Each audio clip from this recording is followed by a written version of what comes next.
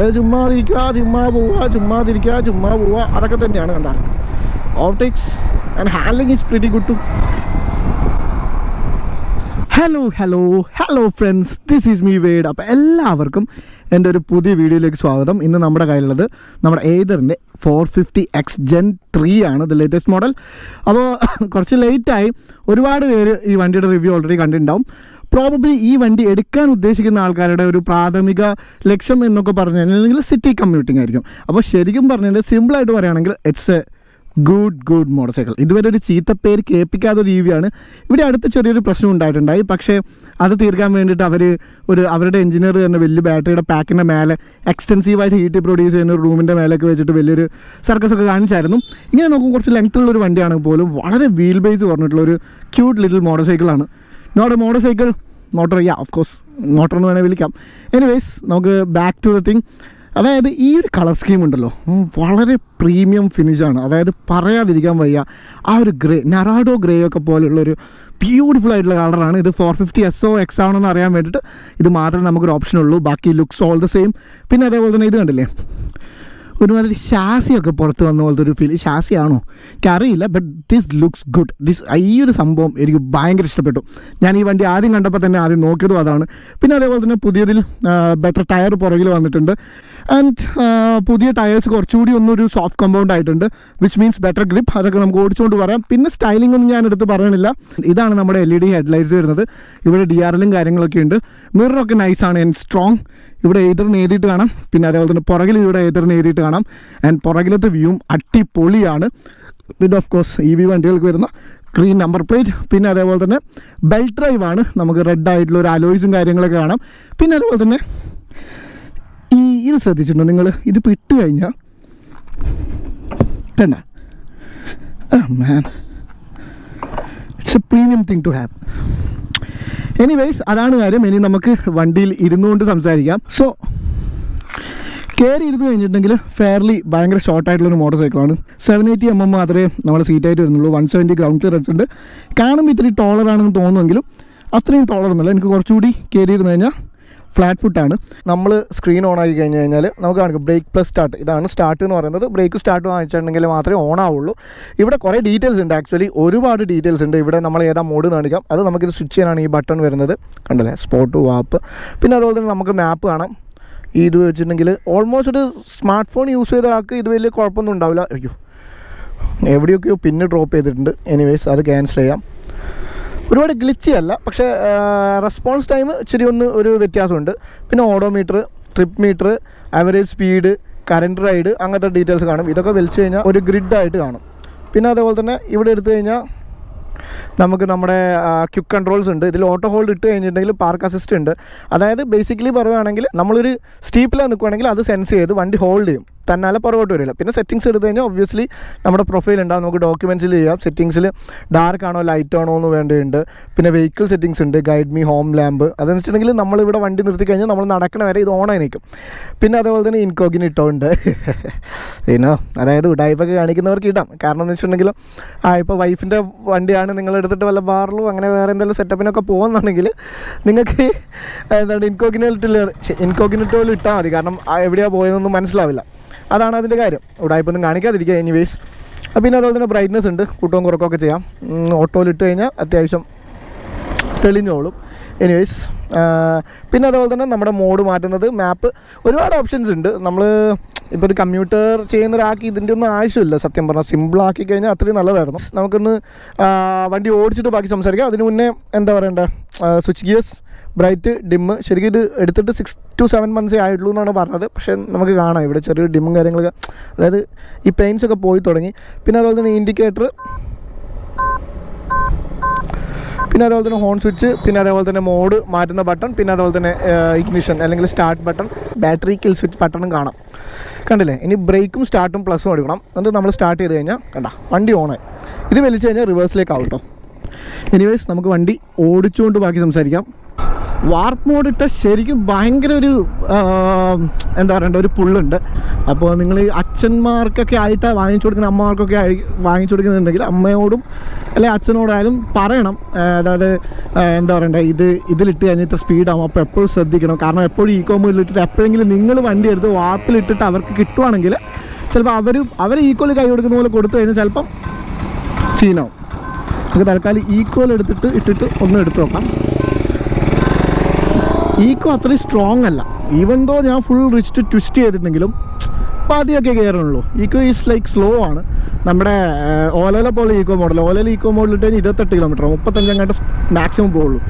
ഇതിൽ at least correct speed അറിയില്ല. Anyways above almost 50 ഒക്കെ പോകും. That's good. അത് ഒരു കൺസിഡറബിൾ എമൗണ്ട് ഓഫ് സ്പീഡാണ്, നോട്ട് സ്ലോ. അപ്പോൾ എനിവേസ് നമുക്കൊന്ന് മോഡ് മാറ്റിയിട്ട് റൈഡിലിടാം. റൈഡിൽ കുറച്ചുകൂടി ക്രിസ്പ് റോഡ് റെസ്പോൺസ് ഉണ്ട്. പിന്നെ അതേപോലെ തന്നെ സ്പീഡ് കുറച്ചുകൂടി ഒന്ന് ഗെയിൻ ചെയ്യുന്നുണ്ട്. റൈഡായിരിക്കും നിങ്ങളുടെ പാരൻസിന് കൊടുക്കാൻ പറ്റിയ ഏറ്റവും ബെസ്റ്റായിട്ട് തോന്നുന്നു. എനിക്ക് തോന്നുന്നു ഈ ഈക്കോ മോഡ് എന്ന് പറഞ്ഞാൽ നമ്മൾ ബാറ്ററി ഒക്കെ തീരാറാകുമ്പോൾ മാത്രം ഇട്ടാൽ മതി. റൈഡ് കുറച്ചുകൂടി ഒരു പവറും കാര്യങ്ങളൊക്കെ ഉണ്ട്. ഈവൻ ഇൻ കേസ് ഓഫ് ഓവർടേക്സും കാര്യങ്ങളൊക്കെ. ഈക്കോ ഭയങ്കര സ്ലോ ആണ്. I don't recommend that unless you are on A looking for A recharge station or something like that. ഇനി സ്പോട്ടിലിട്ട് കഴിഞ്ഞാൽ ഒരു കുറച്ചുകൂടി സ്പോട്ട് എന്ന് പറയുമ്പോൾ വാർപ്പും തമ്മിൽ വലിയ വ്യത്യാസം എനിക്ക് തോന്നിയിട്ടില്ല. ചെറിയൊരു വ്യത്യാസമുള്ളൂ. നിങ്ങൾക്ക് പെട്ടെന്ന് അത് മനസ്സിലാവില്ല. But warp and spot is where the fun is. 3.3 kW ആണ് ഇതിൻ്റെ മോട്ടർ വരുന്നത്. ആനിമേഷൻ ഒക്കെ ഉള്ള കേട്ടോ. പക്ഷേ ആനിമേഷൻ നോക്കി പിടിച്ചു കഴിഞ്ഞാൽ നമ്മൾ കാട്ടിപ്പോവും. എനിവേസ് അതായത് 3.3 kW ആണ് ഇതിൻ്റെ ബാറ്ററി വരുന്നത്. In its nice. അതായത് പുതിയ വന്നപ്പോൾ ഇച്ചിരി കൂടിയിട്ടുണ്ട്. അതുകൊണ്ട് തന്നെ ഇതിൻ്റെ റേഞ്ച് വരുന്നത് 115 ആണ്. അത് ഈക്കോയിലും അതേപോലെ തന്നെ റൈഡ് മോഡിലൊക്കെ ഇട്ട് കഴിഞ്ഞാൽ ഓൾമോസ്റ്റ് 100 ഒക്കെ കിട്ടുന്നുണ്ടെന്നാണ് യൂസ് ചെയ്യുന്ന ആൾക്കാർ പറയുന്നത്. പിന്നെ അതേപോലെ തന്നെ ഇതിൻ്റെ ടോർക്ക് വരുന്നത് 26 ആണ്. എനിക്ക് തോന്നുന്നു ഇതിനെ PS കൺവേർട്ട് ചെയ്ത് 8.6 PS അങ്ങാണ്ടാണ് വരുന്നത്. ബട്ട് സ്റ്റിൽ ഒരു 125cc മോട്ടോർ സൈക്കിൾ എടുത്ത് നോക്കിയിട്ടുണ്ടെങ്കിൽ ഇതിൻ്റെ 0 to 60 ആക്ച്വലി ഇത് 1 second ഫാസ്റ്ററാണ്. And that's impressive. That's quite impressive. അപ്പോൾ നിങ്ങളൊരു 125cc പെട്രോൾ സ്കൂട്ടർ, അതായത് ഏറ്റവും ഫാസ്റ്റസ്റ്റ് പെട്രോൾ സ്കൂട്ടർ കേട്ടോ, 125 ആയിരിക്കാം പറയണത്, അത് എടുത്ത് നോക്കിക്കഴിഞ്ഞാൽ ഇത് അതിനേക്കാളും 1 second ഫാസ്റ്ററാണ്. ഒരു 150cc മോട്ടോർ സൈക്കിളിൻ്റെ കൂടെ നിൽക്കും. അപ്പോൾ നിങ്ങൾ കമ്മ്യൂട്ടിങ് ഉദ്ദേശിച്ചാണെന്നാണെങ്കിൽ ഐ എക്സ്ട്രീംലി ലൈക്ക് ഇത് ഭയങ്കര ഒരു ഗുഡ് ഐഡിയ ആണ്. എത്ര പ്രൈസ് വരുന്നുള്ളൂ? 1,44,000 വരുന്നുള്ളൂ. 100 കിലോമീറ്റർ ചാർജും വരുന്നുണ്ട്. പിന്നെ അതേപോലെ തന്നെ ഇതിൻ്റെ ഒരു നമ്മുടെ യൂസേജ് വെച്ചിട്ട് നമ്മുടെ ബാറ്ററി എപ്പോൾ തീരും, എപ്പോൾ ചാർജ് ചെയ്യുന്നതാണ് നല്ലതെന്നൊക്കെയുള്ള കാര്യങ്ങളൊക്കെ ടോർക്ക് മാൻ ടോർക്ക്. നമ്മുടെ ഫോൺ തന്നെ നമ്മളെ നോട്ടിഫൈ ചെയ്യുന്നുള്ള കാര്യങ്ങളൊക്കെ ഉണ്ട്. അതായത് നമ്മൾ ഡാറ്റ റീഡ് ചെയ്ത് നമ്മളെ പഠിച്ച് നമ്മുടെ ഫോൺ തന്നെ നമ്മളോട് ഇപ്പോഴത്തെ ചാർജ് ചെയ്യാൻ വെച്ചോ കേട്ടോ, ചിലപ്പോൾ നാളെ ഉണ്ടാവില്ല എന്നുള്ള കാര്യങ്ങളൊക്കെ. And that's a nice thing to have. പിന്നെ അതേപോലെ തന്നെ അടുത്ത കാര്യം എന്ന് വെച്ചിട്ടുണ്ടെങ്കിൽ ഓഫ് കോഴ്സ് വണ്ടിയുടെ മെക്കാനിക്കൽ പാർട്ടിലേക്ക് പോകാം. ആദ്യം തന്നെ സസ്പെൻഷൻ. എടാ ഫക്ക്. എനിവേസ് വണ്ടിയുടെ മെക്കാനിക്കൽ പാർട്സിലേക്ക് പോവാം. അതായത് സസ്പെൻഷനെ പറ്റിയിട്ട് തന്നെ ആദ്യം പറയാം. കാരണം because I love the suspension, I love how it works. Because ഒന്നാമത്തെ കാര്യം എന്ന് വെച്ചിട്ടുണ്ടെങ്കിൽ ഇത് അത്യാവശ്യം വെയിറ്റ് കുറച്ചിട്ടുണ്ട് ഈ വണ്ടിയുടെ. അതായത് 2018 വെച്ച് നോക്കുമ്പോൾ ഇതിന് ഓൾമോസ്റ്റ് 11 kilograms ലൈറ്ററാണ്.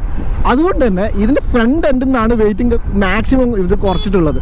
അതുകൊണ്ട് തന്നെ ഫ്രണ്ട് എൻഡ് ഭയങ്കര ലൈറ്റായിട്ടുള്ളൊരു ഫീൽ വരും എന്ന് എനിക്കൊരു ഡൗട്ട് ഉണ്ടായിരുന്നു. പക്ഷേ സസ്പെൻഷൻ ശരിക്കും ഈ ഒരു വെയിറ്റ് ചേഞ്ചിന് അവർ ട്യൂൺ ചെയ്തിട്ടുണ്ട്. അതറിയാനുമുണ്ട്, സ്റ്റിക്ക് ചെയ്തിരിക്കുന്നുണ്ട്. അതായത് ഒരു ഹൈ സ്പീഡ് പോകുമ്പം വണ്ടിക്ക് അത്യാവശ്യം നല്ല വെയിറ്റ് കുറവുള്ള വണ്ടിയാണല്ലോ, ഒരു ലൈറ്റായിട്ട് അല്ലെങ്കിൽ ഫ്ലോട്ടിങ് ഫീലൊന്നുമില്ല. വണ്ടി അത്യാവശ്യം നല്ല രീതിയിൽ റോഡിൽ സ്റ്റേ ചെയ്യുന്നുണ്ട്, അതായത് നിൽക്കുന്നുണ്ട്.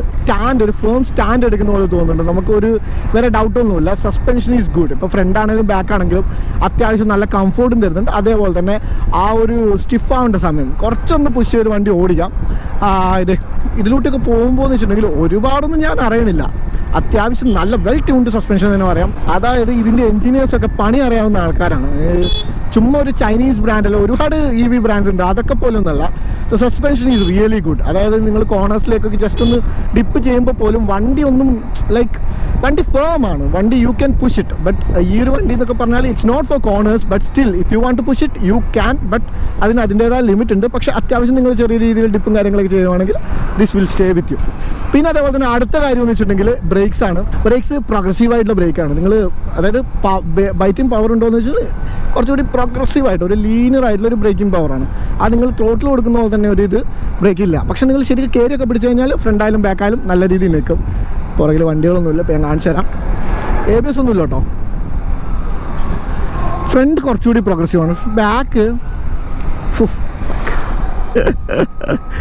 ബാക്കിന് നല്ല ബൈറ്റ് ഉണ്ട് കേട്ടോ. എനിക്ക് തോന്നുന്നു സ്പെസിഫിക് ആയിട്ടുള്ള ഈ വണ്ടിയുടെ ആയിരിക്കാം മിക്കവാറും. ഫ്രണ്ട് ഇത്രയും പ്രോഗ്രസീവ് ആക്കി വെക്കില്ല ഒരു കമ്പനിയും. ഐ തിങ്ക് നിങ്ങൾ വീട്ടുകാർക്ക് കൊടുത്ത അമ്മമാരൊക്കെ, അല്ലെങ്കിൽ ഞാനങ്ങനെ ഇപ്പം സ്ത്രീകളെ പറ്റി അങ്ങനെ പറയല്ല.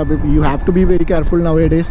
ഞാൻ പറയണ കാര്യം എന്ന് വെച്ചിട്ടുണ്ടെങ്കിൽ അവരൊക്കെ ആദ്യം പഠിച്ച് പെട്ടെന്ന്, അതായത് ഒരു സ്ഥലത്ത് എത്തേണ്ടിട്ട് ഏറ്റവും കൺവീനിയൻ്റ് ആയിട്ട് ബൈക്ക് എടുക്കാം എന്നുള്ള രീതിയിൽ പഠിച്ചിട്ടൊക്കെ ഇതിൽ വരുവാണെങ്കിൽ ബ്രേക്ക് അവർക്കൊക്കെ ഭയങ്കര നല്ലതായിരിക്കും. അവർ പെട്ടെന്നൊക്കെ കയറി പിടിച്ച് ചിലപ്പോൾ പേടിക്കും. പക്ഷേ എന്നാലും സാധാരണ നമ്മൾ പേടിക്കുമ്പോൾ അവരെ പേടിപ്പിക്കാതെ ഒരു ടൈപ്പ് ബ്രേക്കാണ്.